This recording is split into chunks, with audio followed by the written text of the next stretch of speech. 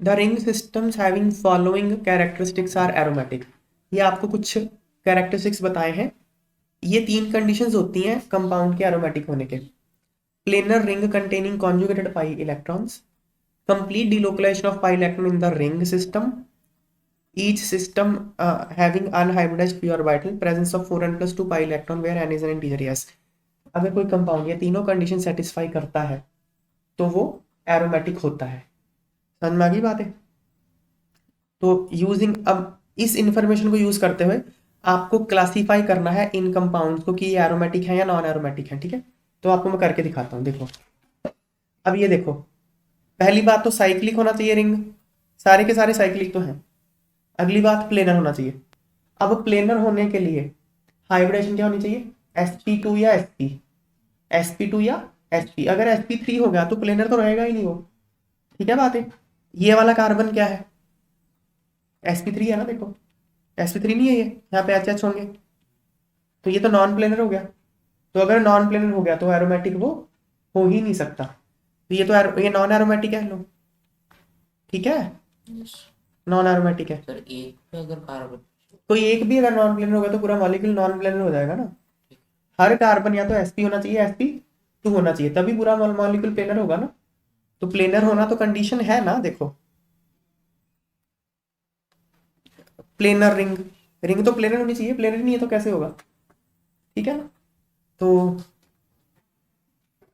ये तो non aromatic हो ही गया। बाकी देखते हैं अब हम। ये देखो यहाँ पे sp3 दिख रहा है आपको कार्बन? ये sp3 है ना कार्बन, एच एच है यहाँ पे लगा हुआ, sp3 है ये, तो ये भी नॉन प्लेनर है, तो नॉन एरोमेटिक हो गया है ना। अच्छा, अब बाकी देखते हैं हम लोग। ये देखो यहाँ नेगेटिव चार्ज है। नेगेटिव चार्ज जब भी लोन पेयर ना, जब भी डबल बॉन्ड के साथ कॉन्जुगेशन में होता है तो उसको आप हाइब्रिडेशन में काउंट नहीं करते, ध्यान रखना बात है। ये रेजोनेंस करेगा ऐसे, ये इसका मैं रेजोनेटिंग स्ट्रक्चर बनाऊंगा ऐसे, ये ऐसे बनेगा।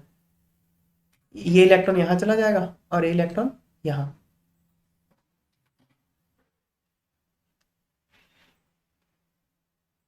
ऐसे रेजोनेंस में पार्टिसिपेट करेगा ये फिर से ऐसे कर दें रेजोनेंस। देखो, ये इलेक्ट्रॉन यहाँ और ये इलेक्ट्रॉन यहाँ,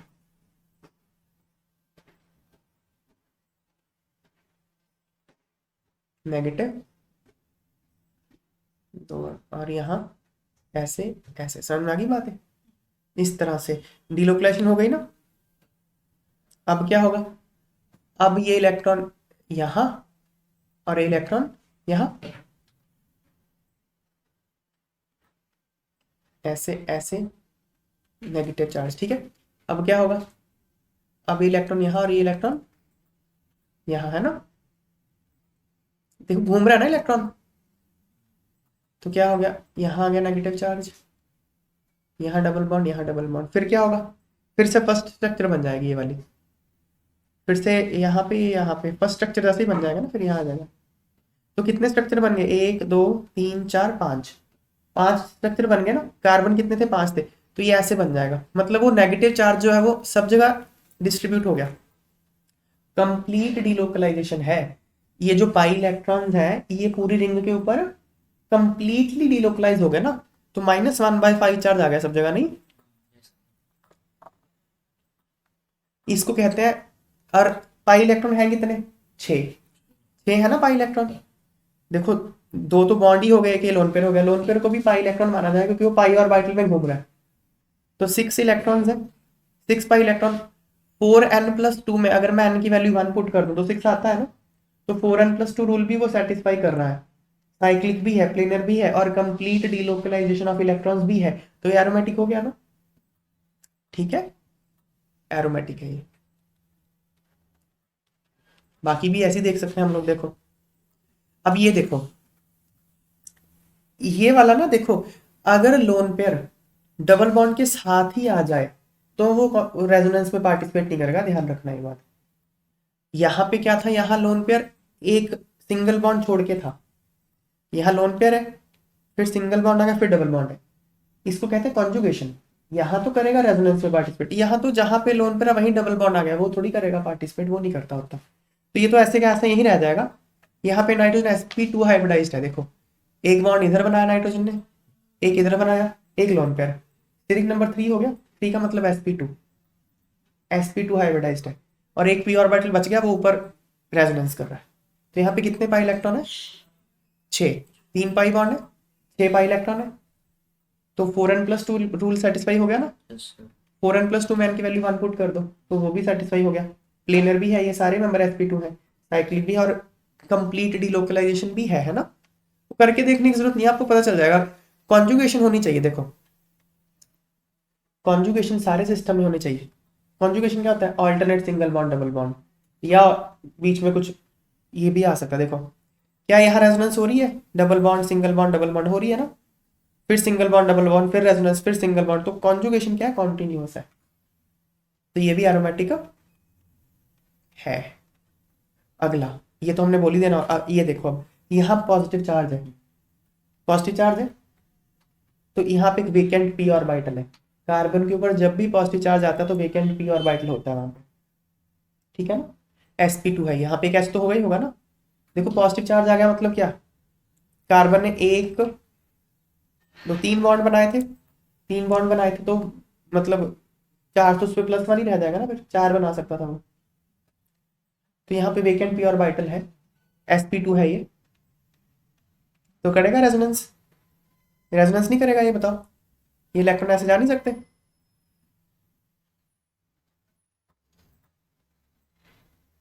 ऐसे जा सकते हैं ना इलेक्ट्रॉन, फिर से ये ऐसे जाएंगे, है ना। मतलब ये जैसे यहाँ नेगेटिव चार्ज सब जगह आए थे, यहाँ पॉजिटिव चार्ज पांचों जगह पे आ जाएगा। तो क्या इसको एरोमेटिक कहेंगे? एरोमेटिक नहीं कह सकते आप इसको। क्यों? क्योंकि इसमें पाई इलेक्ट्रॉन कितने हैं? 4 है। 4 इलेक्ट्रॉन ही घूम रहे हैं ना, 2 और 2 4। कंप्लीट डीलोकलाइजेशन भी है, साइक्लिक भी है, प्लेनर भी है, लेकिन पाई इलेक्ट्रॉन कितने हैं? 4 हैं। 6 होने चाहिए थे या 2 होने चाहिए थे। 4n+2 रूल को वायलेट कर रहा है ये। इसको नॉन एरोमेटिक, इसको तो ये तो स्पेशल एंटी एरोमेटिक कहते हैं इसको। तो क्या कहते हैं इसको? एंटी एरोमेटिक कहते हैं। जहां पे 4n हो जाए इलेक्ट्रॉन, साइक्लिक हो, प्लेनर हो, complete delocalisation of 4n electrons हो। 4n+2 नहीं, 4n, उसको एंटी एरोमेटिक कहते हैं। ये तो बहुत ज्यादा अनस्टेबल होते हैं कंपाउंड्स, ठीक है। ये एंटी एरोमेटिक हो गया। अब ये क्या है? ये देखो पॉजिटिव चार्ज है, पॉजिटिव चार्ज मतलब वेकेंट p ऑर्बिटल, ये sp2 हो गया, हो गया ना sp2। अब देखो कॉन्जुगेशन है क्या? देखो करके देखने की जरूरत नहीं है आपको, रेजोनेंस बना के कॉन्जुगेशन देख लो। Vacant p orbital, single bond double bond, हो गया ना कॉन्जुगेशन। फिर सिंगल बॉन्ड डबल बॉन्ड, फिर कॉन्जुगेशन हो गया। फिर सिंगल बॉन्ड डबल बॉन्ड, फिर कॉन्जुगेशन हो गया। फिर single bond vacant p orbital, फिर मतलब कॉन्जुगेशन पूरे सिस्टम में है। तो कंप्लीट डीलोकलाइजेशन तो होगा। प्लेनर भी है सारा सिस्टम। और इलेक्ट्रॉन कितने हैं? 6। पाई बॉन्ड देखो, 1 2 3 पाई बॉन्ड है, 6 पाई इलेक्ट्रॉन है, तो ये सारे रूल सेटिस्फाई कर रहा है। ये एरोमेटिक है, ये ट्रोपोलियम आयन होता है। ये देखो अब ये sp2 है, पॉजिटिव चार्ज है कार्बन sp2, यहाँ वेकेंट p ऑर्बिटल है, कॉन्जुगेशन है yes. Positive charge single bond double bond, फिर single bond positive charge, conjugation है। कॉन्जुगेशन समझ में आ रहा है ना? Positive charge single bond double bond, ये कॉन्जुगेशन होता है। नेगेटिव चार्ज मतलब लोन पेयर हो, single bond double bond, conjugation होता है। सिंगल बॉन्ड के आसपास अगर डबल बॉन्ड हो, या डबल बॉन्ड और पॉजिटिव चार्ज हो, या डबल बॉन्ड और नेगेटिव चार्ज हो, तो उसको कॉन्जुगेशन कहते हैं, ठीक है ना। तो यहाँ पे है। और पाई इलेक्ट्रॉन कितने हैं? 2। 2 पाई इलेक्ट्रॉन ही है ना बस। तो 4n+2 में अगर मैं n 0 पुट कर दूं तो सेटिस्फाई हो गया। तो ये भी एरोमेटिक है। समझ में आ गई बात? हो गया बस। Which of the following compounds are aromatic according to Huckel's rule? तो एरोमेटिक होने के कंडीशंस क्या है? Cyclic, planar, completely delocalised, 4n+2 pi electrons. तो पहला देखते हैं। पहला देखो, क्या ये वाला कार्बन का क्या हाइब्रिडेशन है? इस वाले का हाइब्रिडेशन इसका sp3 है ना। ये देखो इसने 3 सिग्मा बॉन्ड बना रखे हैं, और एक एक तो कुछ दिखा नहीं थी, क्या H होगा ना, एक H होगा, तो 4 होगा ना। तो 4 मतलब sp3, और ये भी sp3 कार्बन है। sp3 कार्बन तो प्लेनर हो नहीं सकता, इसलिए एरोमेटिक नहीं है। ये वाला एरोमेटिक है, यस। मैंने क्या रूल बताया था? अगर लोन पेयर डबल बॉन्ड के साथ कॉन्जुगेशन में हो तो वो रेजोनेंस में पार्टिसिपेट करता है। तो यहाँ कितने इलेक्ट्रॉन रेजोनेंस में पार्टिसिपेट कर रहे हैं? 2, 2 4, 2 6। तो 4n+2 में n की वैल्यू 1 पुट करें तो 6 आता है ना। तो मतलब ये हक्कल रूल तो सेटिस्फाई कर रहा है। साइक्लिक भी है, कंप्लीटली डिलोकलाइज्ड। कॉन्जुगेशन कंप्लीट है या नहीं है? देखो lone pair, single bond double bond, हो गया कॉन्जुगेशन। फिर सिंगल बॉन्ड डबल बॉन्ड, फिर कॉन्जुगेशन, फिर सिंगल बॉन्ड लोन पेयर, फिर कॉन्जुगेशन। कॉन्जुगेशन जो है वो लगातार है। तो ये कंप्लीटली डिलोकलाइज्ड भी है, साइक्लिक भी है, प्लेनर भी है। नाइट्रोजन का हाइब्रिडेशन क्या है? कैसे काउंट करते हैं hybridization? Number of sigma bond plus number of lone pair. Sigma bond कितने हैं नाइट्रोजन के? 1 2, एक एच के साथ 3 है।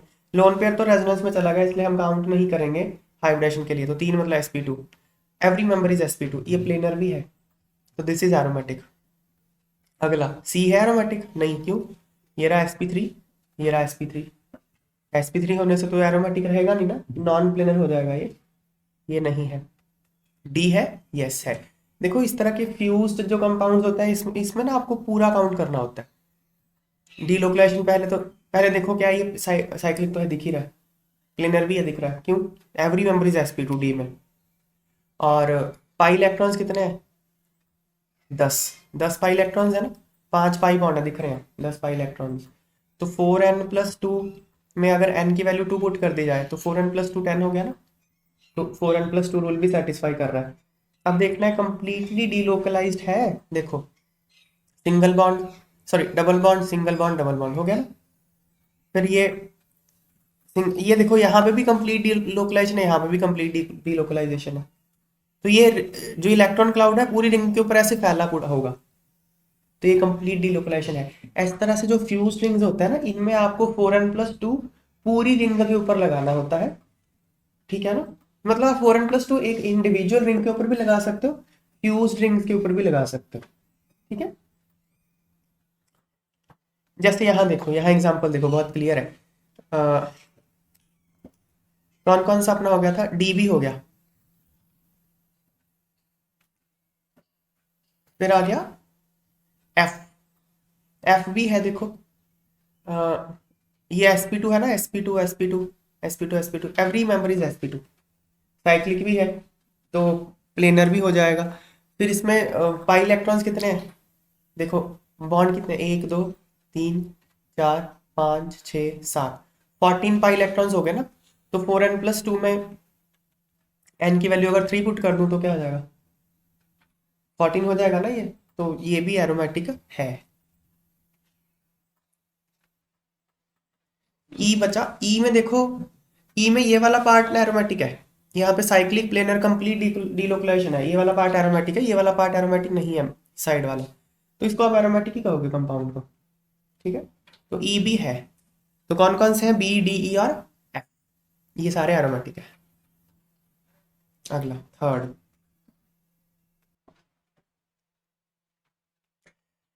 Four structures are given in options 1 to 4, examine them and select the aromatic structures. First देखते हैं। फर्स्ट में पाई इलेक्ट्रॉन कितने हैं? 2। 2 पाई इलेक्ट्रॉन है। तो 4n+2 में अगर n की वैल्यू 0 पुट कर दी जाए तो 2 आ जाएगा। मतलब ये 4n+2 रूल तो सेटिस्फाई कर रहा है। क्या ये साइक्लिक है? अगला, क्या ये प्लेनर है, क्योंकि देखो ये कार्बन sp2 है, ये भी sp2, ये भी sp2 है। कार्बन पे अगर पॉजिटिव चार्ज होता है ना और डबल बॉन्ड नहीं है यहाँ पे, तो ये sp2 होगा, क्योंकि ये क्या है यहाँ पे लगा हुआ, 3 सिग्मा बॉन्ड है, sp2 है ये। तो प्लेनर भी है, सारे कार्बन sp2 है। अब देखना है कंप्लीट डीलोकलाइजेशन है। देखो पॉजिटिव चार्ज और डबल बॉन्ड आपस में ये रेजोनेंस कर सकते होते हैं, तो कॉन्जुगेशन है ना ऐसे। Double bond, single bond, positive charge, conjugation, फिर single bond, double double bond. तो कॉन्जुगेशन लगातार है, कंप्लीट डीलोकलाइजेशन भी इसमें अवेलेबल है। This is aromatic. थर्ड देखते हैं। थर्ड तो 2 बेंजीन को जोड़ दिया, एरोमेटिक है ये, 2 बेंजीन को जोड़ा हुआ है।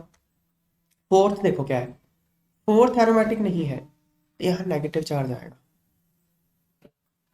ये एरोमेटिक नहीं है।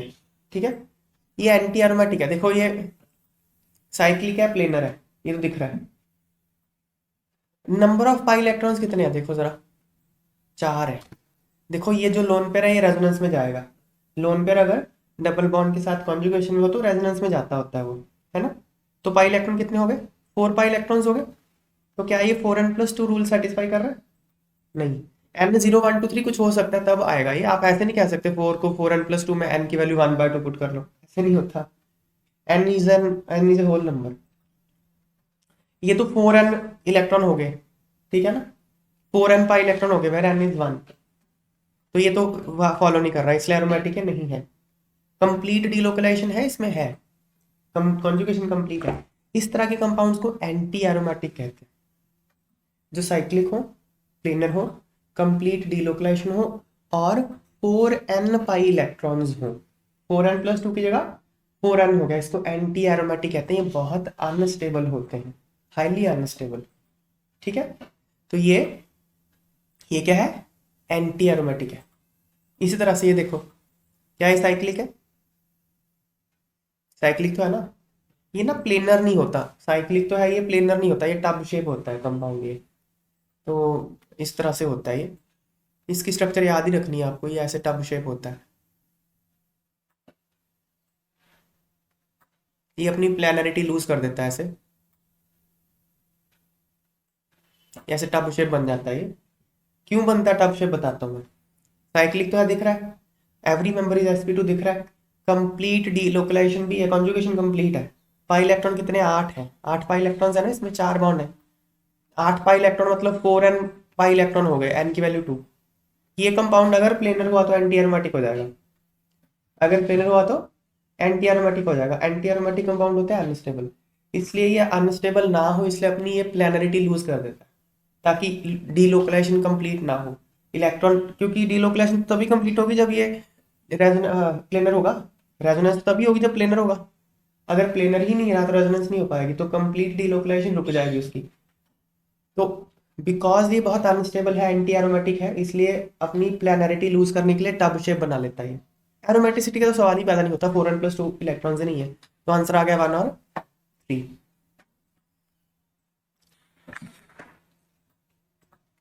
The compound cycloocta 1357 tetraene has following structural formula, ठीक है ना ये।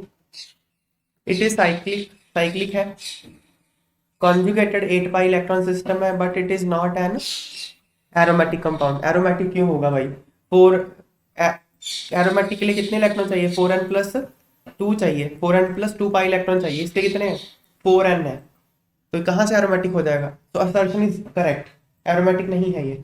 Reason, 4n+2 pi electron does not hold good and ring is not planar, reason is also correct. Reason में बोल रहा है कि 4n+2 pi electron rule violet हो रहा है, यस। अगला रीजन भी सही है, रिंग प्लेनर भी नहीं है ये। रिंग प्लेनर क्यों नहीं है, क्योंकि ये एंटी एरोमेटिक कंपाउंड है। Cyclic planar compound having completely delocalized 4n pi electrons are anti-aromatic, and anti-aromatic compounds are highly unstable. To avoid anti-aromaticity, it acquires a non-planar tub-shaped structure.